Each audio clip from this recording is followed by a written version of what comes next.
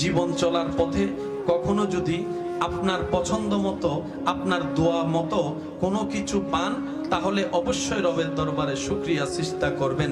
রব আপনার দোয়া কবুল করে নিয়েছে, আপনি যা চেয়েছেন আপনাকে তা দিয়েছে। আর যদি কখনো দেখেন রব্বুল আলামিনের দরবারে বারবার চাওয়ার পরও রব আপনাকে সেই জিনিসটাই দিচ্ছেন না যেটা আপনি চাচ্ছেন, যে স্বপ্ন আপনি পূরণ হওয়া আশা করছেন সেটা রব কোনোভাবেই দিচ্ছে না, তাহলে বুঝবেন আপনার এটা আপনার জন্য কল্যাণকর হবে না বলেই রব সেটা আপনাকে দিয়ে ক্ষতির মধ্যে ফেলতে যাচ্ছে না। কথা বলেন ঠিক কিনা? আর একটু জোরে বলেন ঠিক কিনা? যদি রবের দরবারে দোয়া কবুল হয়ে যায়, শুকরিয়া হাজার বার। যদি রবের দরবারে দোয়া কবুল না হয়, মন ছোট করবেন না।